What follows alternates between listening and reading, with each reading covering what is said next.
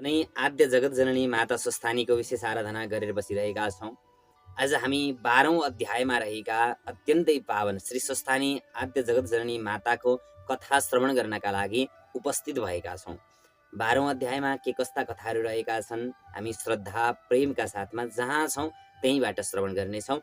केही फुल अक्षता जौ तिल केही छ भनेदेखि हातमा ग्रहण गरिबक्सेला, छैन भनेदेखि उनै आद्य जगत जननी मातालाई स्मरण गर्दै गर्दै यो कथा मङ्गलाचरणका साथमा यो कथालाई श्रद्धाले प्रेमले सुन्नुहोला।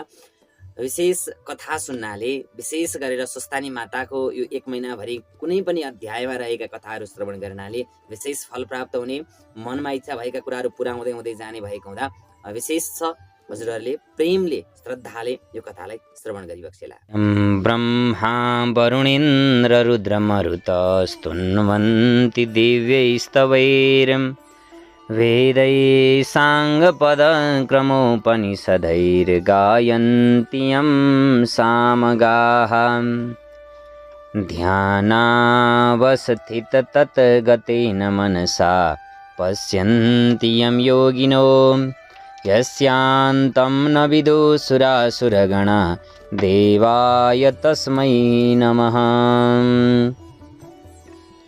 श्रीमत्चन्दनचर्चितोज्ज्वलवपु शुक्लाम्बरा मल्लिका मालालङ्कृतकुण्डला प्रविलसन् मुक्तावली शोभिता सर्वज्ञाननिधानपुस्तकधरा रुद्राक्षमालाधरा वाक्देवी वदनाम्बुजे वसतु मे त्रैलोक्यमाता चिरम्।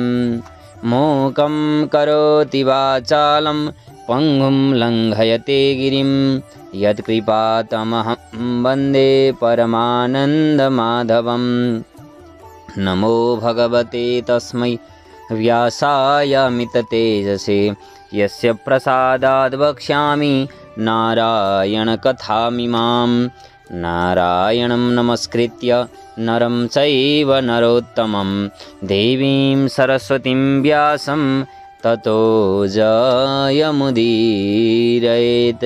देवीं सरस्वतीं व्यासं ततो जयमुदीरयेत्।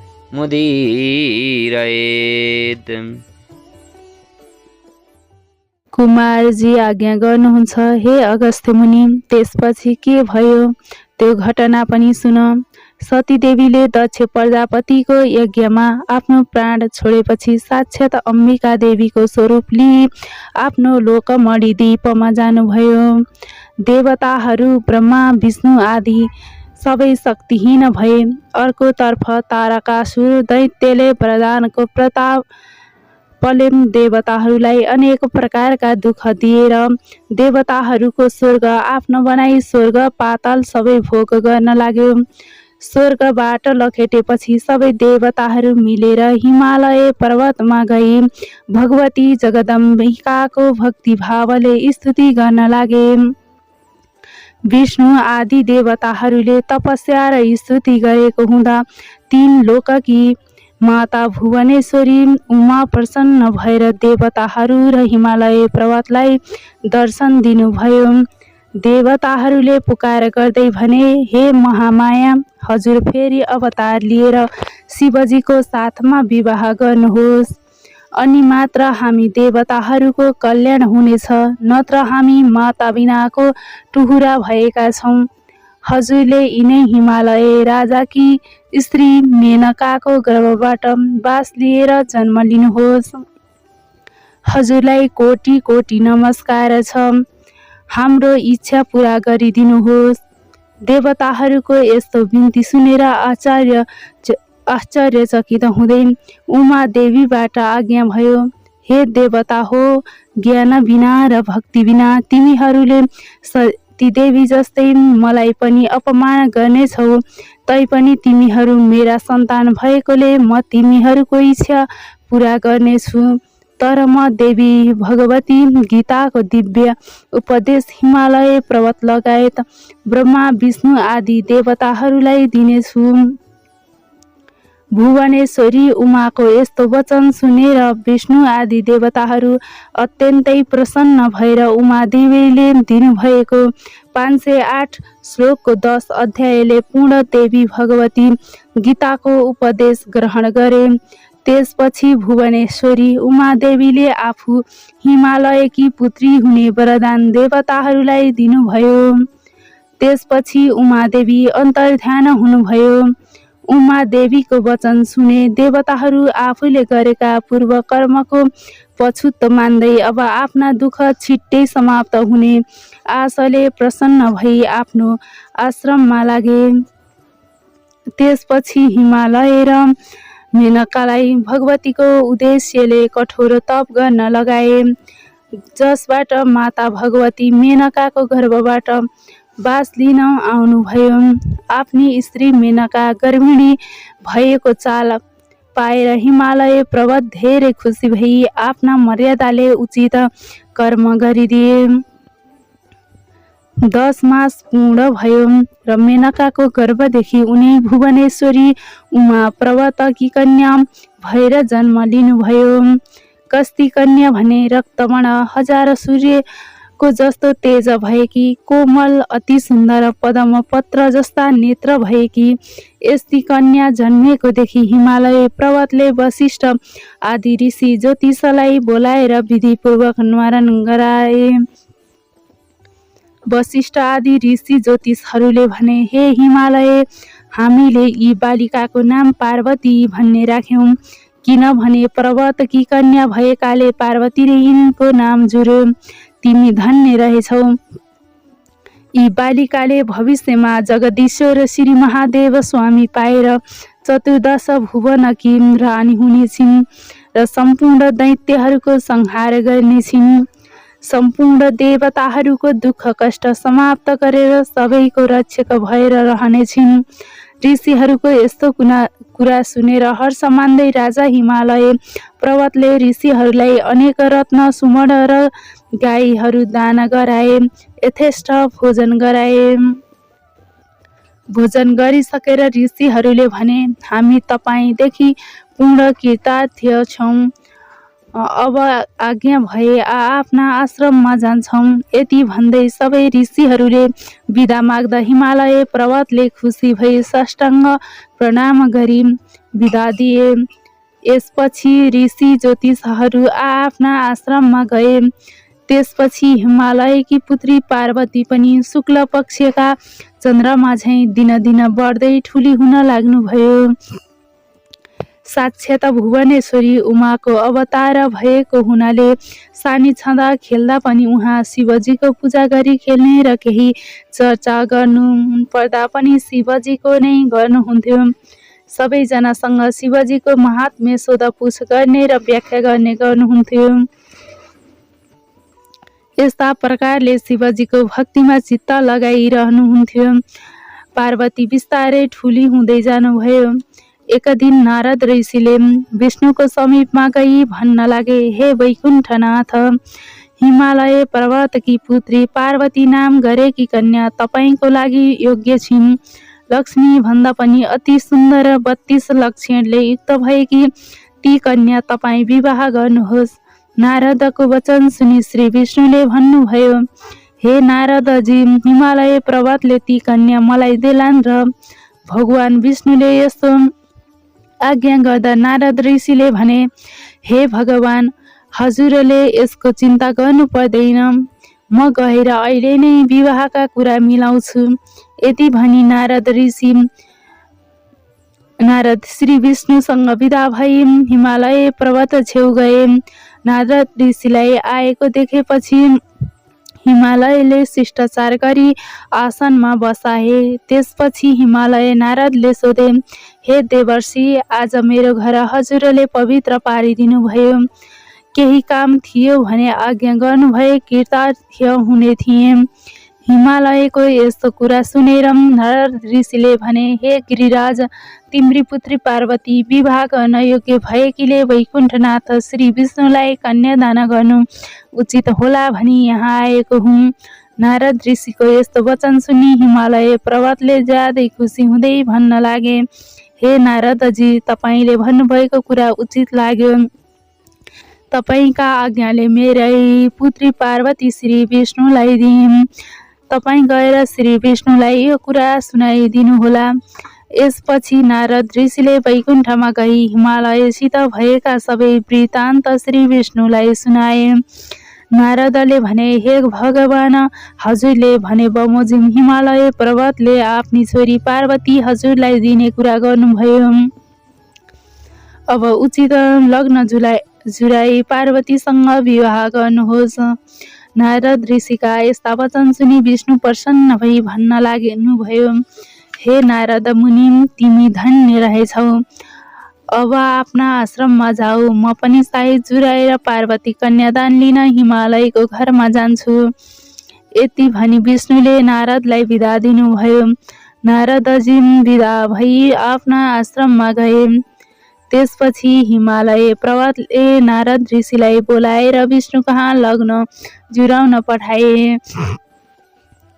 आफ्ना गुरु वशिष्ठ, बृहस्पति आदि र सम्पूर्ण देवता, ऋषि, यक्ष, गन्धर्व, किन्नर, दैत्य, नाग सबैलाई विवाहको दिन जुराएर निमन्त्रणा गरे। श्री विष्णु पनि पार्वती कन्यादान लिन भनी हिमालय पर्वतका छेउ जानुभयो र मेनकाको पार्वतीलाई हिरा, मोती, मणिक, नाना रत्नका अहङ्कार वस्त्र पहिराई श्रृङ्गार गराई राखिन्।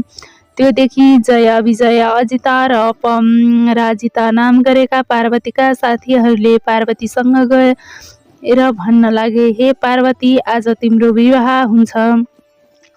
तिम्रा माता पिताले विष्णुलाई कन्यादान दिन्छन्। के तिमीलाई थाहा छैन? सखीहरूको यस्तो कुरा सुनि पार्वतीले भन्नुभयो, मैले बाल्यवस्थादेखि नै श्री महादेवलाई स्वामी पाऊँ भनी उहाँकै आराधना गरी बसेकी छु। यदि मेरा बाबा हिमालयले मेरो कन्यादान महादेव बाहेक अरू कसैलाई गरिदिए भने म आत्महत्या गरी प्राण त्याग्नेछु। पार्वतीको यस्तो वचन सुनि सखीहरूले भने, हे पार्वती, त्यसो भए यहाँ नबस, हामी कसैले नदेख्ने ठाउँमा तिमीलाई लुकाइ आउँछौँ, हामीसँग हिँड। सखीहरूले यति भनेपछि कसैले चाल नपाउने गरी पार्वती तिनीहरूका साथमा घरबाट निस्कनुभयो।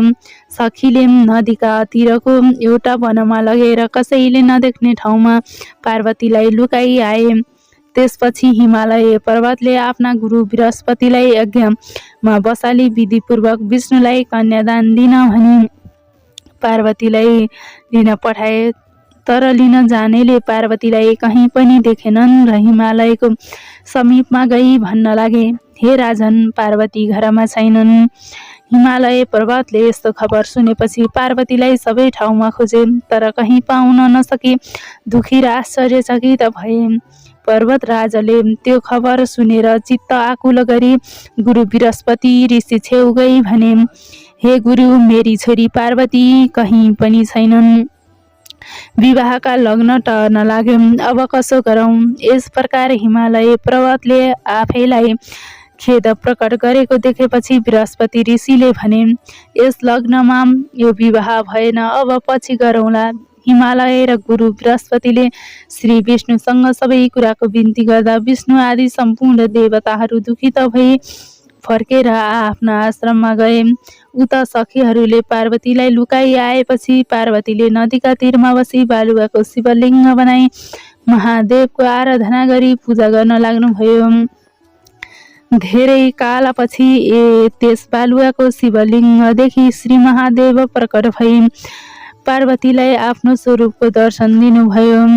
त्यसपछि महादेवबाट आज्ञा भयो, हे पार्वती, मलाई किन आराधना गर्यो? जगदीश्वर महादेवको अमृतमय वाणी सुनेर पार्वतीले बिन्ती गर्नुभयो, हे जगदीश्वर, मैले बाल्यावस्थादेखि नै श्री महादेव स्वामी पाऊँ भनी हजुरको आराधना गरिरहेको छु। मेरा पिता हिमालय पर्वतले श्री विष्णुलाई कन्यादान दिन लाग्दा भागेर यहाँ आई एक्लै लुकिरहेको छु, मेरो रक्षा गर्नुहोस्। मदेखि प्रसन्न होई बक्सियोस्। पार्वतीको यस्तो वचन सुनि श्री महादेवले आज्ञा गर्नुभयो, हे पार्वती, तिम्रा माता पिताले कन्यादान नदिई तिमीलाई मैले आफ्नी स्त्री भन्न मिल्दैन। पहिला आफ्ना माता पितालाई मनाऊ र एउटा व्रतको अनुष्ठान गर। फेरि पार्वती बिन्ती गर्नुहुन्छ, हे ईश्वर, जसो गर्ने हो मलाई उपदेश बक्सियोस्। मैले त आफ्नो शरीर हजुरलाई अर्पण गरिसकेकी छु, यसमा फरक पर्यो भने आत्महत्या गर्नेछु। पार्वतीको यस्तो कुरा सुनि श्री महादेवबाट आज्ञा भयो, हे पार्वती, विष्णु आएर तिमीलाई जस्तो उपदेश गर्नुहोला तिमीले त्यस्तै गर्नु। शिवजीको यस्तो आज्ञा सुनि पार्वतीले हवस् भनी श्री महादेवलाई साष्टाङ्ग प्रणाम गर्नुभयो। त्यसपछि महादेव अन्तर्ध्यान हुनुभयो। पार्वती पनि आफ्नो घर फर्कनु भयो। हिमालय पर्वतले पार्वतीलाई आएको देखि क्रोधित हुँदै भन्न लागे, पार्वती, तिमी कहाँ गएकी थियौ? यहाँ मेरो बेइज्जत भयो। विष्णु आदि देवताहरू कन्यादान नलिकन फर्केर गए। पिता हिमालयको कुरा सुनेर पार्वतीले भन्नुभयो, हे पिता, मैले बाल्यावस्थादेखि नै श्री महादेव स्वामी पाऊँ भनी उहाँकै प्रतीक्षा गरिरहेकी छु। तपाईँले विष्णुलाई कन्यादान दिन लाग्दा भागेर लुक्न गएकी थिए। पार्वतीको यो वचन सुनि हिमालयले न्वारानको दिन वशिष्ठ आदि ऋषि ज्योतिषहरूले भनेका कुरा सम्झी चुप लागे। त्यसपछि पार्वतीले कहिल्यै विष्णु आउनुहोला र व्रतको अनुष्ठान गरी श्री महादेव स्वामी पाउला भनी नाना तीर्थ व्रत दान धर्म जप तप यज्ञ गरी शिवलिङ्ग बनाई पूजा गर्न लाग्नुभयो। पार्वतीले यस्ता तरहले भक्ति गरेको देखि भगवान विष्णु हातमा शङ्ख चक्र गदा पदम लिई गरुडमाथि सवार भई पार्वती छेउ आएर भन्न लाग्नुभयो, हे पार्वती, तपाईँले नाना तीर्थ व्रत दान धर्म यज्ञ जप गरेको देखि म प्रसन्न भएँ। के वर माग्नुहुन्छ? अब म वरदान दिन्छु। विष्णुको आज्ञापछि पार्वतीले हात जोडी भन्नुभयो, हे भगवान, अरू थोक वरदान के मागौँ? श्री महादेव स्वामी पाऊँ। पार्वतीले यस्तो भनेको सुनि विष्णु आज्ञा गर्नुहुन्छ, हे पार्वती, तीर्थ व्रत दान धर्म जप तप भन्दा पनि उत्तम कुरा म बताउँछु, एकचित्त भई सुन्नुहोस्। श्री स्वस्थानी भगवानीको व्रत गरे त्यस व्रतका प्रभावले तपाईँको जगदीश्वर श्री महादेव स्वामी पाउनुहुनेछ। यति विष्णुले आज्ञा गरेको सुनि पार्वती फेरि बिन्ती गर्नुहुन्छ, हे लोकनाथ, त्यस व्रतको विधि के हो, के गर्नुपर्छ त्यो आज्ञा गर्नुहोस्। विष्णु आज्ञा गर्नुहुन्छ, हे पार्वती, श्री स्वस्थानीको व्रत आरम्भ पौष शुक्ल पूर्णिमाका दिनदेखि गर्नुपर्छ।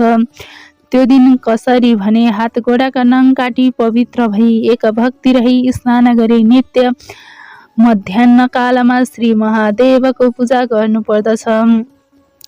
महिना दिन पुगेपछि माघ शुक्ल पूर्णिमाका दिन 108 रोटी, 108 नकाटिएका अक्षता, 108 बेली पुष्प, 108 पान, 108 कुडका सुपारी, 108 सबै जात जातका फलफुल, 108 चनाई इत्यादि तयार गरी तामाको थालीमा ओमकार लेखी गङ्गा जलले स्नान गराउनुपर्छ।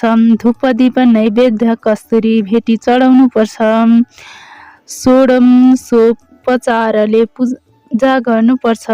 जप अर्घ्य दिनुपर्छ। हे पार्वती, यस तरिकाले श्री स्वस्थानी भगवानीको व्रत गर्नु। श्री स्वस्थानी भगवानी भने कि कस्ती हुनुहुन्छ भने अष्टदल पद्ममा अष्टमातृकाहरू बसेका, खड्ग र त्रिशूल बल निलो पल हातमा लिएकी, 4 हात 3 आँखा भएकी, नाना अहङ्कार लगाएकी, पीतवर्ण सुवर्ण भन्दा पनि अधिक सौभाग्यमान भएकी ती भगवानीलाई ध्यान गरी हे ईश्वरी भनी उहाँसँग वरदान माग्नु र प्रसाद झिक्नु।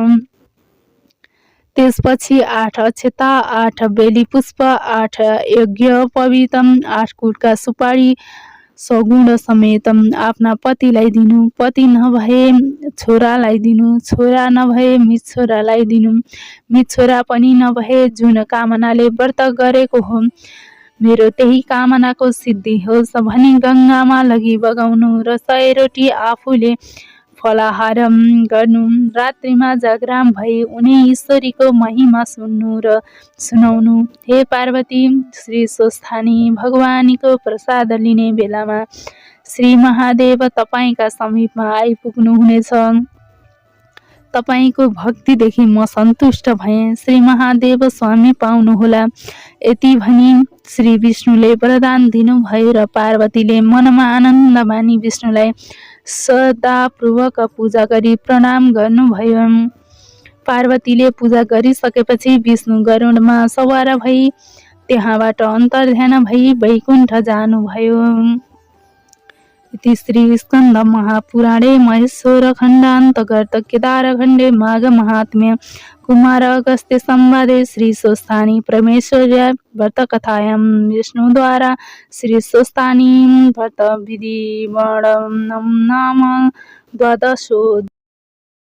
ॐ उपनयतु मङ्गलं वः सकलजगन्मङ्गलालयः श्रीमान् दिनकरकिरणनिबोधितनवनलिनदलनिभेक्षणः कृष्णः काले वर्षतु पर्जन्य पृथिवी सस्यशालिनी देशोऽयं क्षोभरहितो ब्राह्मणाः सन्तु निर्भयाः अपुत्राः पुत्रिणः सन्तु पौत्रिणः सन्तु पौत्रिणः निर्धनाः सदनाः सन्तु जीवन्तु शरदां शतं तत्रैव गङ्गा यमुना च तत्र गोदावरी सिन्धु सरस्वती च तीर्थानि सर्वाणि वसन्ति तत्र यत्राच्युतोद्धारकथा प्रसङ्गः या कुन्देन्दुतुषारहारधवला या शुभ्रवस्त्रावृता या वीणावरदण्डमण्डितकरा या श्वेतपद्मासना या ब्रह्माच्युतशङ्करप्रभृतिभिर्देवैः सदा वन्दिता सा मां पातु सरस्वती भगवती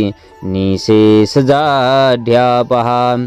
कायेन वाचा मनसेन्द्रियैर्वा बुद्ध्यात्मना वा प्रकृतिस्वभावात् करोमि यद्यत् सकलं परस्मै नारायणायेति समर्पयामि। ॐ श्री स्वस्थानी जगदम्बिकायै नमः। ॐ श्री दुर्गे दुर्गे रक्षणी स्वाहा। श्री दुर्गा देव्यै नमो नमः।